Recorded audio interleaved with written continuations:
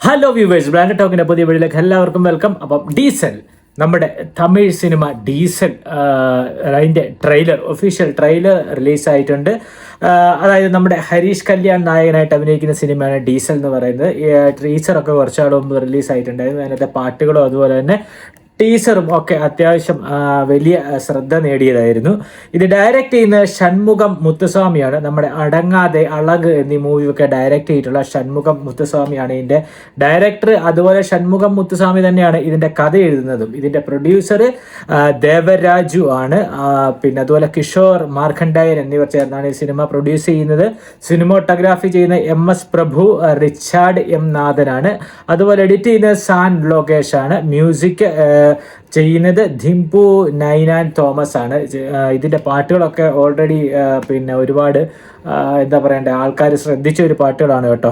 October 17 കേട്ടോ ഈ cinema റിലീസാവുന്നത്. അപ്പോൾ അടുത്ത് തന്നെ റിലീസുണ്ട് സിനിമ ഡീസൽ എന്ന് പറയുന്നത്. ഹരീഷ് കല്യാണിനെ നിങ്ങൾക്ക് എല്ലാവർക്കും അറിയായിരിക്കും, നായകനായിട്ടുള്ള ഇതിലെ ഹരീഷ് കല്യാണിൻ്റെ. കാരണം ഇതിനു മുമ്പ് അദ്ദേഹത്തിൻ്റെ വലിയൊരു ഹിറ്റ് പടം വന്നിട്ടുണ്ട്. എന്താ ലബ്ബർ പന്ത് എന്ന് പറഞ്ഞിട്ടൊരു പടം, ക്രിക്കറ്റ് കളിയെ ബന്ധപ്പെട്ടൊരു ലബ്ബർ പന്ത് എന്ന് പറഞ്ഞൊരു സിനിമ വന്നിട്ടുണ്ട്. അത് ഒരുപാട് പിന്നെ ഈ പറയുന്ന പോലെ പ്രശംസയൊക്കെ നേടി അത്യാവശ്യം ബോക്സ് ഓഫീസിൽ ഹിറ്റായ ഒരു പടമായിരുന്നു. അതുപോലെ തന്നെ പാർക്കിംഗ് എന്ന് പറഞ്ഞിട്ടൊരു പടം നിങ്ങൾ കണ്ടിട്ടുണ്ടാവും, തമിഴ്. അതിലൊക്കെ നായകനായിട്ട് അഭിനയിച്ച ആളാണ് ഈ പറയുന്ന ഹരീഷ് കല്യാൺ. അതുപോലെ ഹരീഷ് കല്യാണിൻ്റെ കൂടെ വിനയ് റായ്, അതുല്യ രവി, P സായികുമാർ എന്നിവരൊക്കെ അഭിനയിക്കുന്നുണ്ട് സിനിമയിൽ. അപ്പം ഈ പറയുന്ന പോലെ ഈ ചില ആക്ടേഴ്സ് ഉണ്ടാവും, അവരുടെ പടങ്ങളൊക്കെ ചിലപ്പോൾ എന്തെങ്കിലും മിനിമം ഗ്യാരണ്ടി ഒക്കെ ഉണ്ടാവും. അതുപോലെ തന്നെ ഇപ്പം റീസെൻ്റായി വരുന്ന കുറച്ച് സിനിമകളൊക്കെ അത്യാവശ്യം പിന്നെ നമുക്ക് പൈസ വർത്തായിട്ട് തോന്നുന്ന, അല്ലെങ്കിൽ നമുക്ക് ഒരു സാറ്റിസ്ഫാക്ഷൻ കിട്ടുന്ന ഒരു നായകനാണ് ഈ പറയുന്ന പോലെ ഹരീഷ് കല്യാൺ എന്ന് പറയുന്ന ആൾ. അപ്പോൾ ഹരീഷ് കല്യാണിൻ്റെ ലബ്ബർ പന്ത് എനിക്ക് ഭയങ്കര ഇഷ്ടപ്പെട്ട ഒരു പടമാണ് കേട്ടോ. നല്ലൊരു മൂവിയാണ്. ചിലപ്പോൾ പലരും അത് കണ്ടിട്ടുണ്ടാവില്ല. ഇപ്പോൾ OTT-യിലൊക്കെ ലഭ്യമാണ്. OTT-യിൽ നിങ്ങൾ കണ്ടു നോക്കിയാൽ നിങ്ങൾക്ക് ഇഷ്ടപ്പെടും. ഒരു ക്രിക്കറ്റൊക്കെ ബേസ് ചെയ്തിട്ടുള്ള ഒരു സ്റ്റോറിയാണ് സംഭവം വരുന്നത്. അടിപൊളി മൂവിയാണ് ലബ്ബർ പന്ത് എന്ന് പറഞ്ഞിട്ട്. അപ്പോൾ നിങ്ങൾക്ക് പിന്നെ അങ്ങനെ നല്ലൊരു സിനിമ കാണാനായിട്ട് താല്പര്യമുണ്ടെങ്കിൽ നിങ്ങൾക്ക് ഈ പറയുന്ന ഹരീഷ് കല്യാൺ നായകനായിട്ടുള്ള ലബ്ബർ പന്ത് എന്ന് പറഞ്ഞുള്ള സിനിമ കാണാം. അടുത്ത നമുക്ക് എന്തായാലും ഇതിൻ്റെ ഒഫീഷ്യൽ ട്രെയിലർ ഒന്ന് കണ്ടിട്ട് വരാം. மார்க்கெட்ல பெட்ரோல் 100 ரூபாய், டீசல் 90 ரூபாய். ஆனா அதே பெட்ரோலை 75 ரூபாய்க்கும் டீசல் 65 ரூபாய்க்கும் விற்கிறாங்கன்னா அவங்களுக்கு எப்படி கிடைக்கும்? இதுக்கு பின்னாடி ஒரு பெரிய மாஃபியா இருக்கு.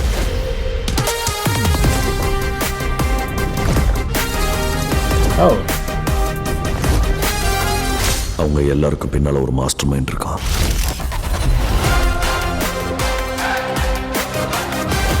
ஹരീஷ் வலையில சிக்கின மீனும் லவ்ல சிக்கின ஆணும் தப்பிக்கவே முடியாது.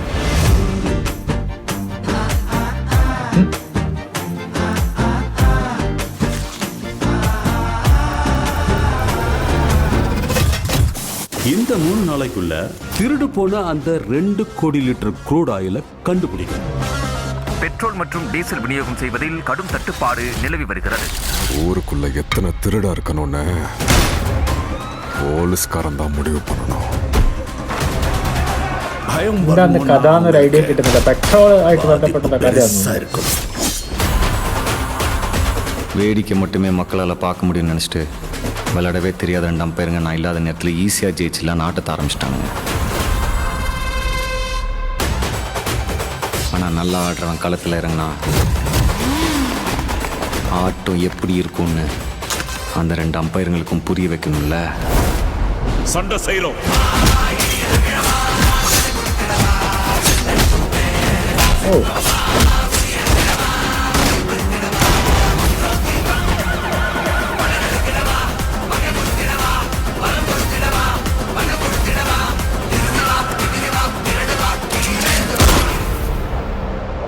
ஒத்த ஆளா மொத்த பெரிய சுத்தல்ல விட்டுருக்கானே, அவன் பேர் என்ன?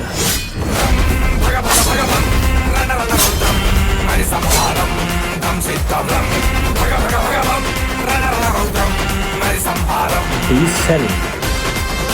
ഡീസൽ എന്നുള്ള ആളുടെ പേരാണ്.